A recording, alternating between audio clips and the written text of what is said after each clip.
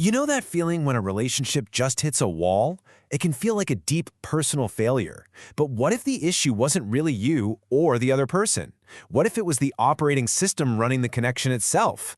Today we're going to look at human connection in a pretty different way, not through psychology, but more like systems engineering. So what does that even mean?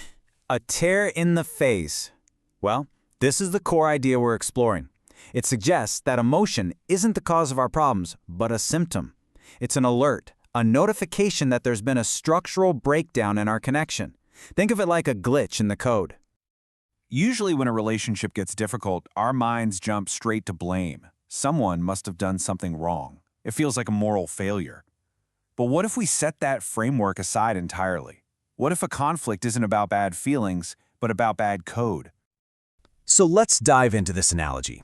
For the rest of this explainer, we're going to treat the connection between two people as a kind of shared operating system. An OS that, when it's working well, runs smoothly, but one that can also slow down, glitch, and, yes, even crash. Okay, so what does a system crash actually feel like when you're inside of it? I think we all know this experience, even if we don't use these exact words. Let's just start by observing the data on the surface. These feelings are just incredibly powerful, right? They can be completely overwhelming. The sting of betrayal, the heat of anger, that deep, grinding frustration of feeling totally out of sync with someone you thought you were connected to. It all feels so intensely personal. And this is the pivot point, the question that changes everything. Is what you're feeling a failure of your character, or their empathy, or are these feelings just the system's own alert messages telling you that something deep in the code has gone critically wrong? To really understand why a crash happens, we need to pop the hood and look at the mechanics. The framework we're pulling from, Reflective Humanism, suggests that this relationship OS runs on a few very specific and very finite resources. So the first key term is over-recursion. It sounds complicated, but it's something we all do. It's when you spend way too much of your mental energy trying to model what's going on inside the other person's head. You're just constantly running simulations. What are they thinking? If I do this, what will they do? How do they feel right now? Now, all of that simulation work uses up a very real, finite resource called capacity. The easiest way to think of it is like the RAM in your computer. You only have so much of it, and you need that spare capacity, that internal buffer, for your own thinking, your own processing, just to stay stable. So what happens when your capacity, your RAM, is all used up? The system starts generating something called interference. It's basically cognitive static. It's just noise that makes clear thinking and clear communication almost impossible. The connection gets laggy, distorted. You just can't process anything cleanly. And here you can see the whole chain reaction laid out. It starts with that over-recursion, which just eats up your capacity. As your capacity bottoms out, that interference, the static, spikes to an unbearable level. And the system just can't handle it. It triggers what's called a negative phase jump, which is a technical way of saying a forced shutdown, a crash. Okay, so the system crashes. How do we make sense of what's left? This brings us to what might be the most useful part of this entire model.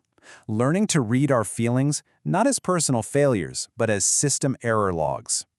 Think of this as a kind of translation guide. On one side, you have the intense human feeling, and on the other, the cold, objective OS log. So that feeling of betrayal, the log simply reads, shared model desynchronized. You're both operating on different information. That flash of anger, that's a critical warning, capacity overload. And that feeling of misalignment, that's an alert that your two systems have a fundamental specifications mismatch. This quote really drives it home.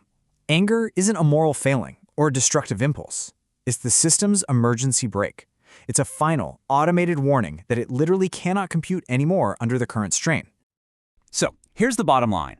What feels like a complete catastrophe, a personal disaster, is actually just an automated alert. It's the system signaling that its current configuration isn't sustainable anymore. An update is required.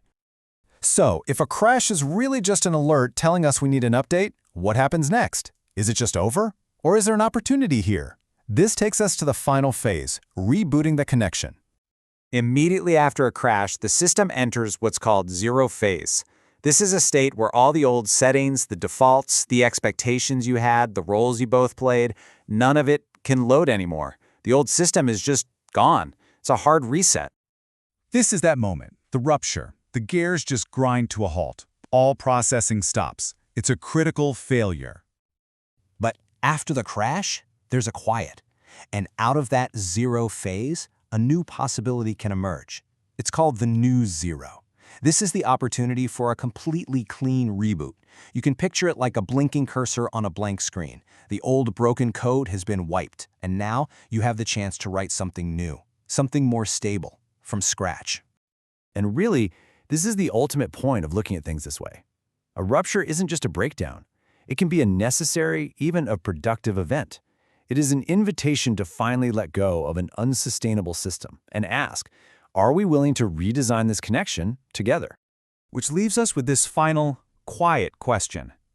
If a rupture is an invitation to build a better OS, then how do we actually do it? How do we design a connection that is built from the ground up to avoid that over-recursion and actively protect the capacity of both people involved? Now, this framework doesn't give us the answer, but it does give us a much more powerful question to ask.